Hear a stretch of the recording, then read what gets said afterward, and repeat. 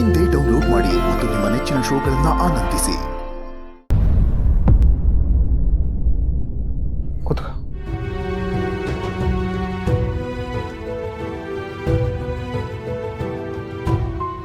ಏನು ಅವ್ರೊಬ್ರಿಗೆ ನಾ ಮನ ಮರ್ಯಾದೆ ಅನ್ನೋದಿರೋದು, ನಮ್ಗಿಲ್ವಾ? ಬೇರೆಯವ್ರ ಮನೆ ಹೆಣ್ಮಕ್ಳು ಅಂದ್ರೆ ಏನು ಅನ್ಕೊಂಡಿದ್ದಾರೆ ಅವರು? ಸ್ವಾಭಿಮಾನ ಅನ್ನೋದು ನಮಗೂ ಇದೆ. ವೀಣಾ, ಭಾವನಾ, ಭಾವನಾ, ಅಯ್ಯೋ ಯಾಕೆ ಅಳ್ತಿದೀಯಮ್ಮ?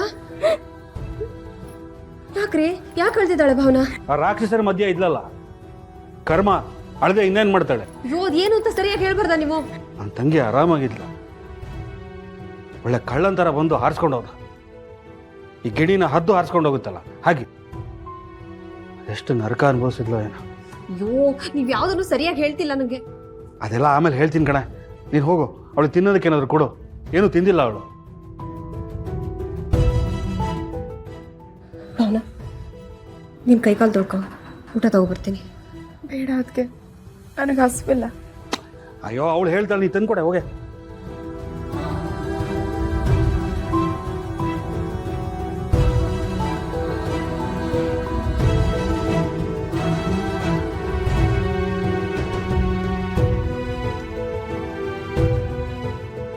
ಭಾವನಾ, ನೀನೇನು ತಲೆ ಕೆಡಿಸ್ಕೊಬೇಡ, ನಾನಿದ್ದೀನಿ. ಅವರಿಗೆಲ್ಲ ಹೆಂಗೆ ಬುದ್ಧಿ ಕಲಿಸ್ತೀನಿ ನೋಡ್ತಾ ಇರು.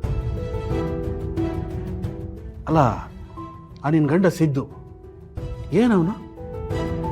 ಅವನು ಅಷ್ಟು ಪ್ರೀತಿಸ್ತಾನೆ, ಇಷ್ಟು ಪ್ರೀತಿಸ್ತಾನೆ ಅಂತ ಹೇಳ್ತಾ ಇರ್ತೀಯಂತೆ. ಅಲ್ಲ, ಪಂಚಾಯತಿಯಲ್ಲಿ ಅಷ್ಟೊಂದು ಗಲಾಟೆ ಆಗ್ತಿತ್ತು, ಒಂದು ಮಾತಾಡಿಲ್ಲ. ಒಳ್ಳೆ ಗಡುಗಂಬ ಥರ ನಿಂತಿದ್ದ. ನಿನ್ನನ್ನು ಕರ್ಕೊಂಡು ಬರ್ಬೇಕಾದ್ರೂ ಒಂದು ಮಾತಾಡಲಿಲ್ಲ. ನೀನು ಹೋಗ್ಲಿ ಅಂತ ಕಾಯ್ತಿದ್ದ ಅನ್ಸುತ್ತೆ.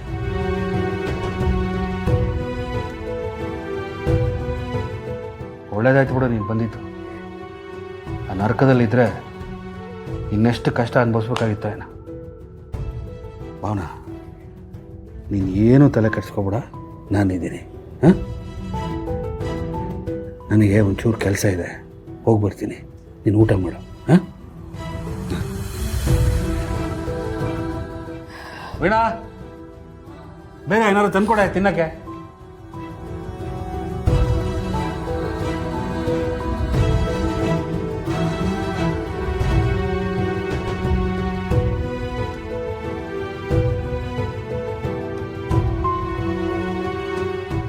ಭಾವನಾ, ನಿಮ್ಮಣ್ಣ ಏನೇನೋ ಹೇಳ್ಬಿಟ್ಟು ಹೋದ್ರು. ಏನಾಯ್ತು ಅಂತ ನೀನಾದರೂ ಸರಿಯಾಗಿ ಹೇಳ್ಬಾರ್ದಾ? ಎಲ್ಲ ನನ್ನ ಹಣೆ ಬರಹ ಆತ್ಗೆ. ಆ ದೇವರಿಗೆ ನಾನು ಹೀಗೆ ಅಳ್ತಿರೋದು ಇಷ್ಟ ಅನ್ಸುತ್ತೆ.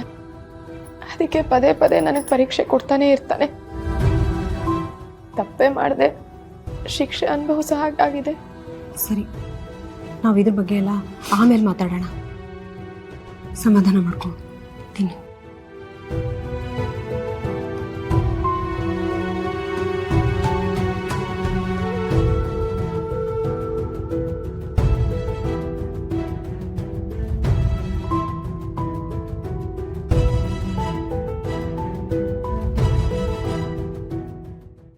लक्ष्मी निवासा